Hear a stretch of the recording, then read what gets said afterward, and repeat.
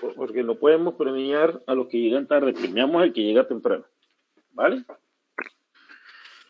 Bueno, el tema que vamos a ver, ¿me escuchan bien? Sí, doctor. Sí. Perfecto. Entonces, el tema que tenemos programado para el día de hoy, como ya todos sabemos, es politraumatismo.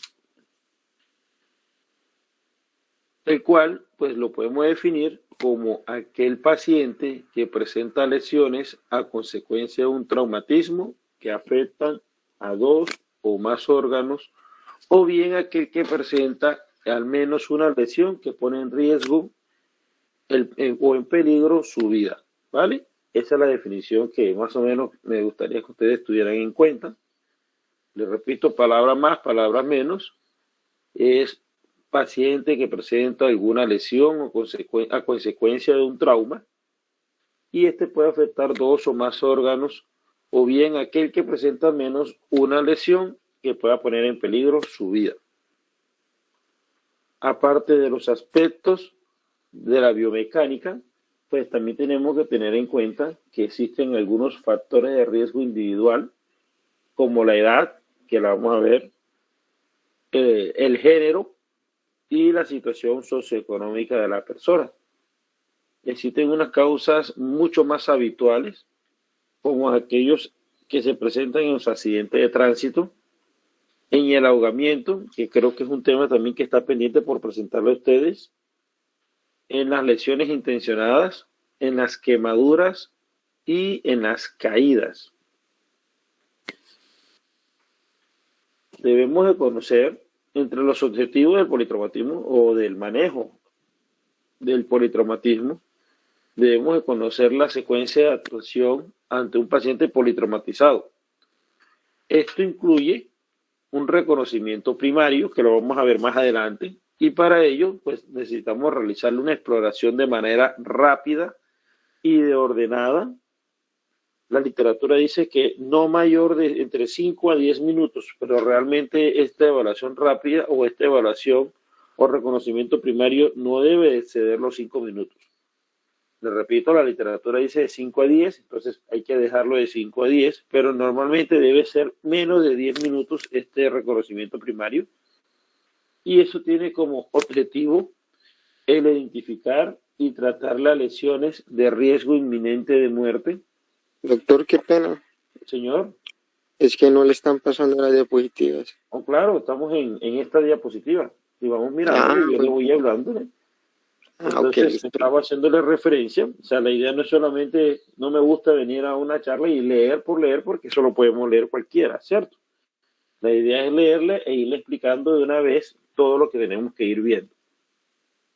Entonces, les decía, como si ustedes miran en el primer ítem de esta diapositiva, les refiere que la idea es conocer la secuencia de actuación ante un paciente politraumatizado. Por eso le decía que lo primero tenemos que incluir en este ítem un reconocimiento primario que no debe durar mayor de 5 a 10 minutos. Por ahí era que íbamos. ¿Y cuál era la idea de este reconocimiento? Lo que dice el segundo punto, que sería identificar y tratar las lesiones de riesgo inminente de muerte. Antes de continuar, la evaluación y prevenir las lesiones secundarias. En el reconocimiento primario, que les hice referencia ahorita, incluye la valoración del triángulo de evaluación pediátrica, que lo vimos en la primera clase que nosotros tuvimos, y la evaluación del ABCD. Posteriormente se realizará lo que aquí nos aparece, que sería conocer la lesión de riesgo inminente de muerte, así como su manejo. Este sería el reconocimiento secundario. Es decir, el reconocimiento, señor.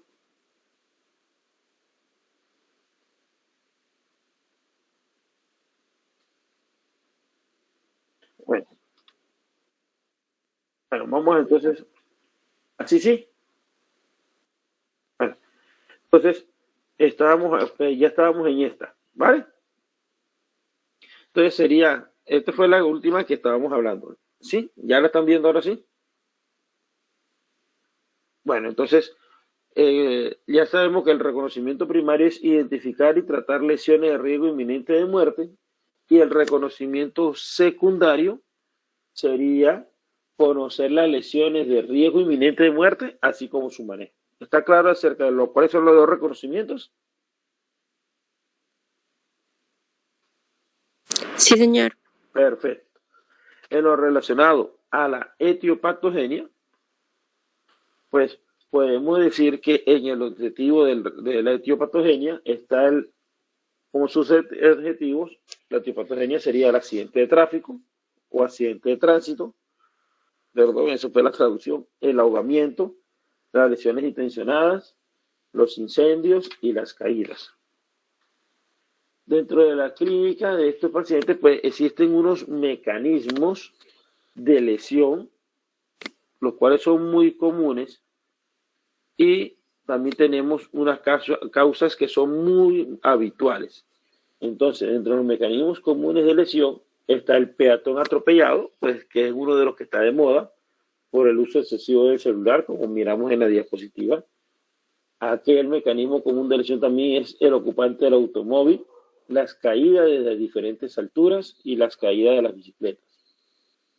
Estos mecanismos de lesión pueden ocasionar algunas lesiones que son comunes de acuerdo al mecanismo de lesión. ¿Cómo así? El paciente o la persona que fue un peatón atropellado tiene una lesión común de baja velocidad y es ocasionada, o esta ocasiona más bien, fracturas de las extremidades inferiores principalmente. Y aquellas lesiones de alta velocidad pueden presentar trauma múltiple, lesiones de cabeza y cuello, fractura de extremidades inferiores.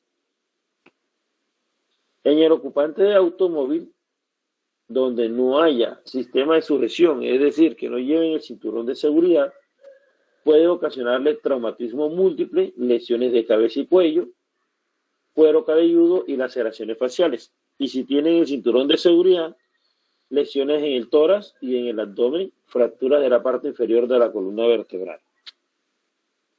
En el tercero de los 4 mecanismos está las lesiones más comunes serían baja, media y alta. La baja es donde encontramos fractura de las extremidades inferiores, media, lesiones de cabeza y cuello con fracturas de extremidades superiores e inferiores, y lesiones más comunes a nivel alto serían los o el politraumatismo como tal, lesiones de cabeza y cuello, fracturas de extremidades tanto superiores como inferiores. En lo relacionado a las lesiones más frecuentes en la caída de las bicicletas, aquellas personas que no lleven casco pueden presentar lesiones de cuero cabelludo, de cabeza y cuello, laceraciones faciales, fracturas de extremidades superiores, y las personas con casco, fractura de las extremidades superiores. Pueden presentarse golpes contra el manilar. El manilar viene siendo como los cachos de la bicicleta. Se pueden presentar lesiones abdominales internas. Dentro de las lesiones de riesgo inminente de muerte, que ese sería el reconocimiento primario que vamos a hacer, vamos a encontrar el neumotórax a tensión, el neumotórax abierto o aspirativo, el hemotórax masivo, la contusión pulmonar bilateral y el tórax inestable y el taponamiento cardíaco. Entonces, dentro del neumotórax a tensión, que estamos mirando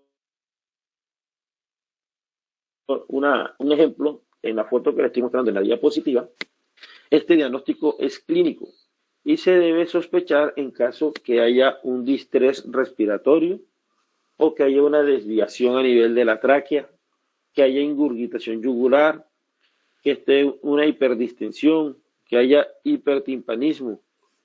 Cuando lo ocultemos, podemos encontrar que haya una ausencia de los ruidos respiratorios del hemotórax afectado.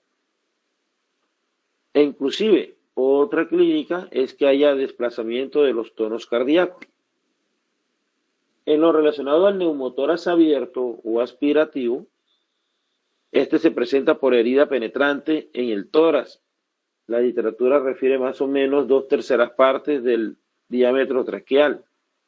Y esta herida penetrante puede llegar a cavidad pleural. Este diagnóstico también es clínico, ya que se logra visualizar una herida penetrante en donde se tenga un ruido soplante por el paso del aire a través de la herida en cada respiración. ¿Sí? Aquí miramos, por ejemplo, lo que sucede desde el punto de vista fisiopatológico en la parte del neumotórax versus la tensión. En lo relacionado al hemotórax masivo y la contusión pulmonar, que serían otras dos de las causas como las habíamos mencionado anteriormente, en el hemotórax masivo, ¿qué pasa? Hay presencia de sangre, más o menos se dice que el 25% de la volemia como mínimo, en la cavidad pleural por lesión de grandes vasos. Hay una ruptura cardíaca, puede haber un estallido pulmonar, y esta clínica es muy similar al neumotórax. Pero la diferencia es que hay matidez a la percusión y el paciente entra en un shock hipovolémico asociado.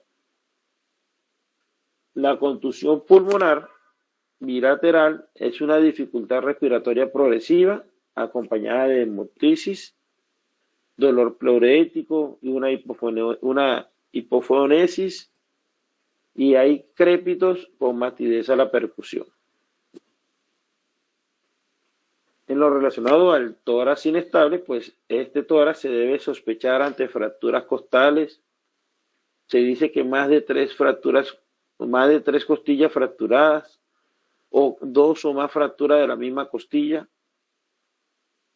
En el taponamiento cardíaco es muy raro, sin embargo, la literatura dice que se debe sospechar ante una herida penetrante a nivel anterior o a nivel lateral izquierdo del tórax. En lo relacionado al diagnóstico, pues tenemos que tener en cuenta la exploración general, el reconocimiento primario que hemos hecho énfasis en él, la valoración hemodinámica, la valoración neurológica y el reconocimiento secundario, que ya también hemos hablado de él. Entonces empezamos con la exploración general. En la exploración general debemos de tener pendiente o presente ante cualquier traumatismo de elevada energía que todos los órganos se pueden afectar hasta que no se demuestre lo contrario. Es decir, ¿qué debemos de hacer al principio? Entonces, debemos inicialmente manejar a todos estos pacientes con un TET inestable, ¿vale? Es decir, con el triángulo inestable. Para ello debemos hacer una evaluación del ¿qué? Del famoso ABCDE, que ya se le ha ido explicando, me imagino ustedes, y se debe iniciar con órdenes generales comunes a los pacientes inestables, es decir, aplicar oxigenoterapia, monitorización y que se le vaya tomando las vías periféricas.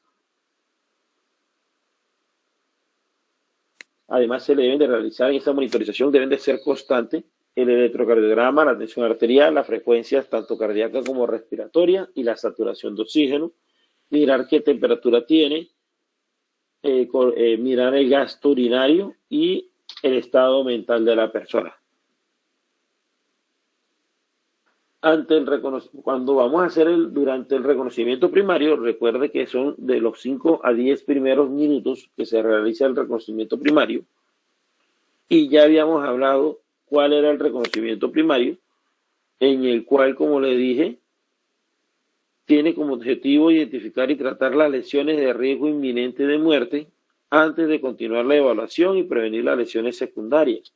Entonces, ¿qué debemos de hacer? Debemos de descartar que haya una obstrucción de la vía aérea, debemos de valorar la parte respiratoria. Recordar que en la parte respiratoria la semiología nos enseña que hay que hacerle inspección, percusión, palpitación y ocultación del tórax.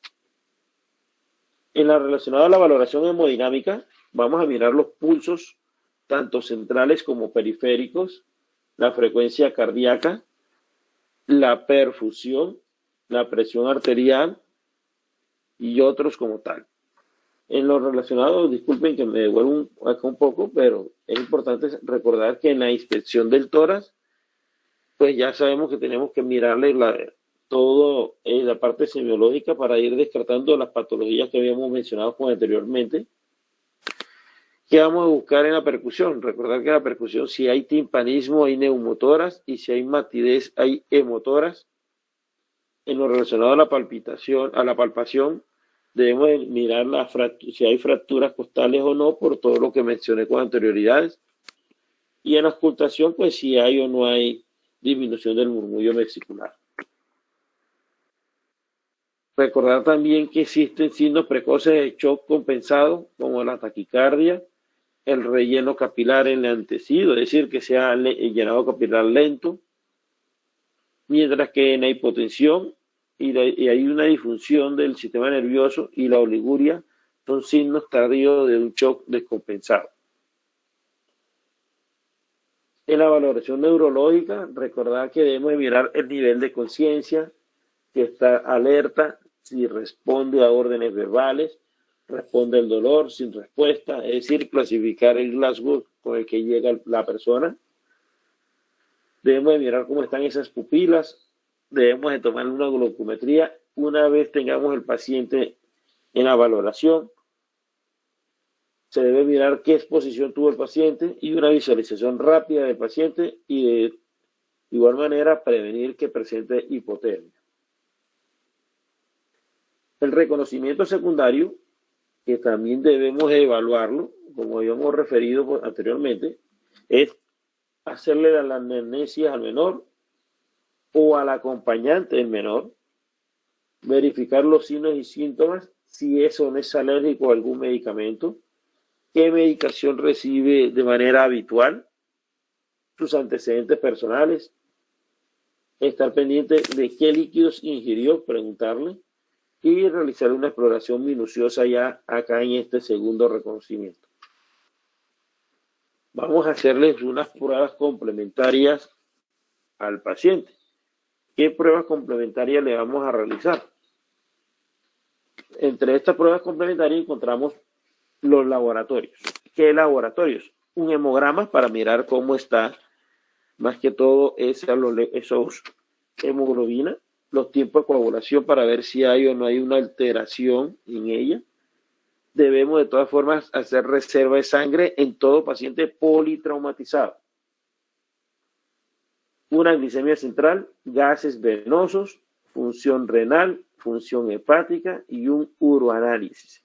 ¿Para qué vamos a hacerle un uroanálisis? Para descartar la presencia o no de hematuria, porque recuerden que si hubo un trauma de abdomen puede presentar hematuria y nos va cambiando el pronóstico del manejo del paciente. De acuerdo a lo que le encontremos en la valoración clínica de la persona, vamos a determinar si se le debe realizar una rayos X cérvico lateral, una rayos X de tórax AP, una rayos X de pelvis AP, un rayos X simple abdomen, un TAC abdominal con contraste, o una ecografía, o un TAC cervical, o un TAC de cráneo, dependiendo de qué, de la que le veamos si es un trauma craneoencefálico leve, moderado o severo que haya presentado la persona.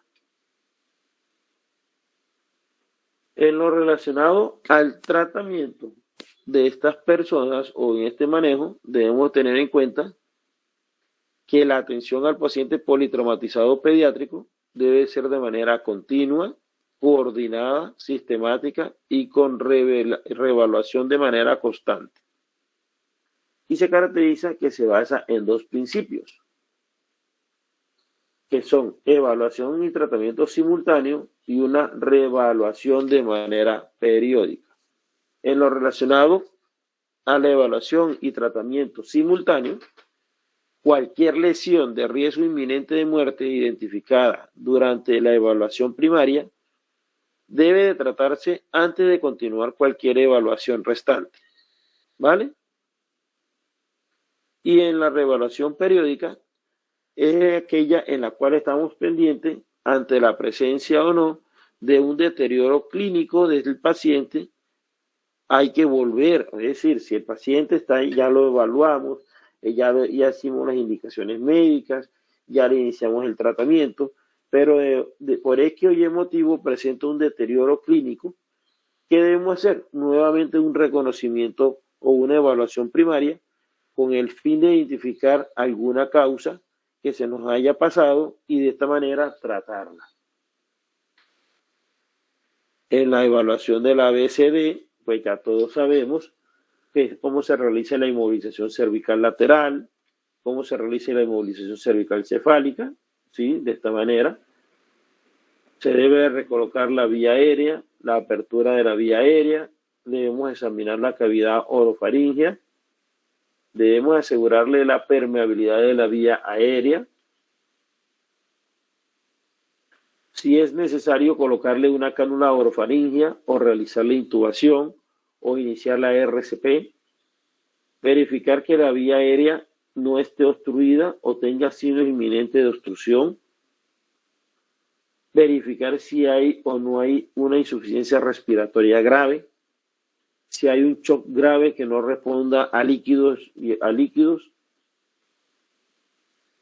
verificar nuevamente la escala de coma de Glasgow y observar si ha presentado o no alguna actividad convulsiva de manera persistente.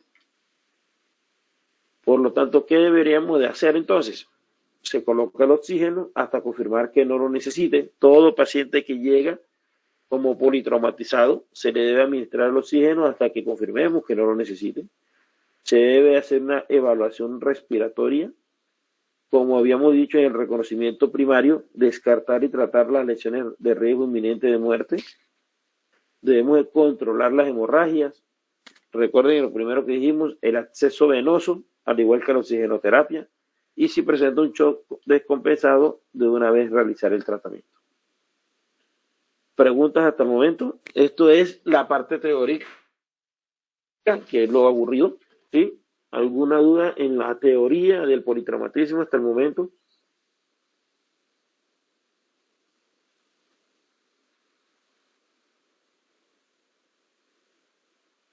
¿Preguntas o se me quedaron dormidos? No, señor, ninguna. No, señor. Bueno, vamos. Entonces, eso es lo que nos dice siempre la literatura de qué es un paciente politraumatizado. Tener en cuenta todo lo que estuvimos hablando, ¿vale? Entonces, un ejercicio es recordar, entonces, ¿qué debemos hacer? Como habíamos referido con anterioridad. Debemos hacer la evaluación primaria entre 5 a 10 minutos y la evaluación secundaria. ¿Y qué debemos tener en cuenta? Mirar cómo está la vía aérea, examinamos cómo está la cavidad orofaringea y la apertura de la vía aérea. Todo paciente colocarle los líquidos y el oxígeno. ¿Se acuerdan? Que fue lo primero que dijimos. Entonces, ejercicio. Acá tenemos, entonces, el evento ocurrió, hubo un accidente de tránsito, lastimosamente, el choque de dos personas o de dos vehículos. Vemos el accidente, inmediatamente pues llaman al 123 acá en Colombia, porque en Estados Unidos serían 911. Si aquí llamamos al 911, tanta película que vemos, no nos va a contestar nadie. Le llamamos al 123, digamos que de una manera tan rápida. Una vez que llaman al 123, que en este caso llaman al servicio de referencia o al CRUI, envían la ambulancia de la clínica o del hospital a recoger al usuario. Esta, como vemos, es una ambulancia medicalizada.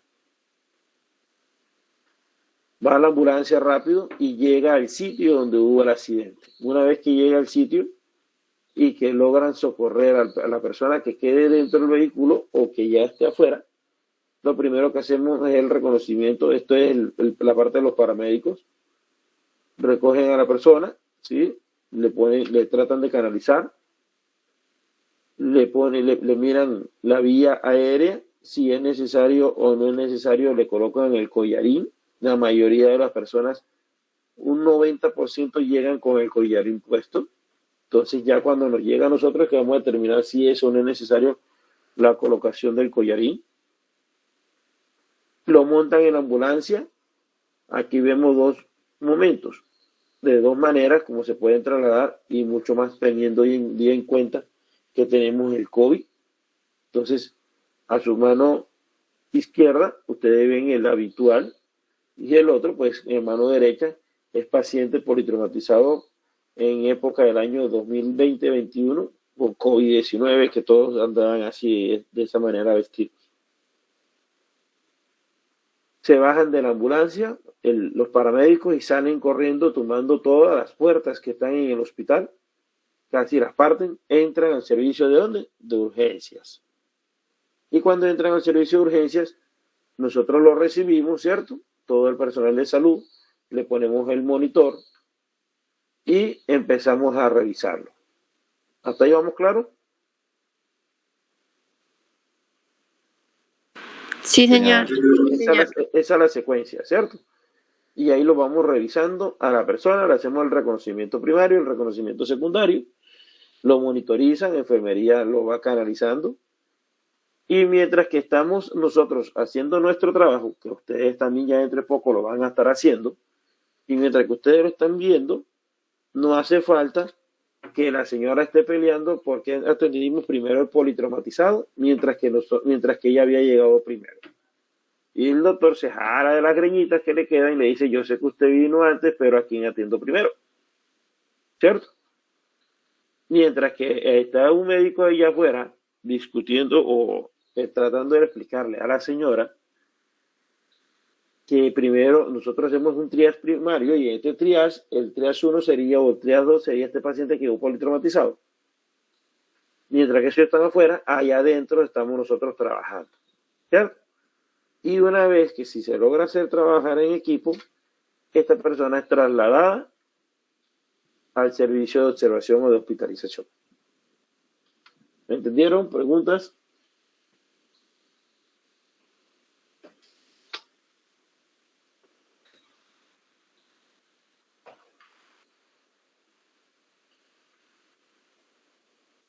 ¿Preguntas?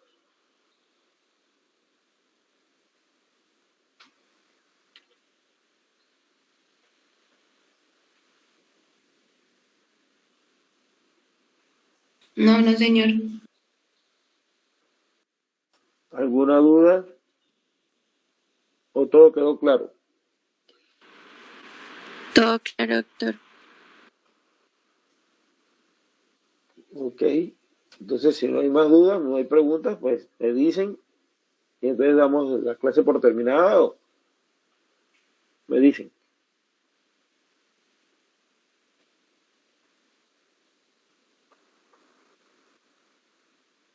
Ok, entonces espero que les hayan entendido la charla y cualquier cosa pues estamos hablando, ¿vale? Listo, doctor, muchas gracias. Bueno.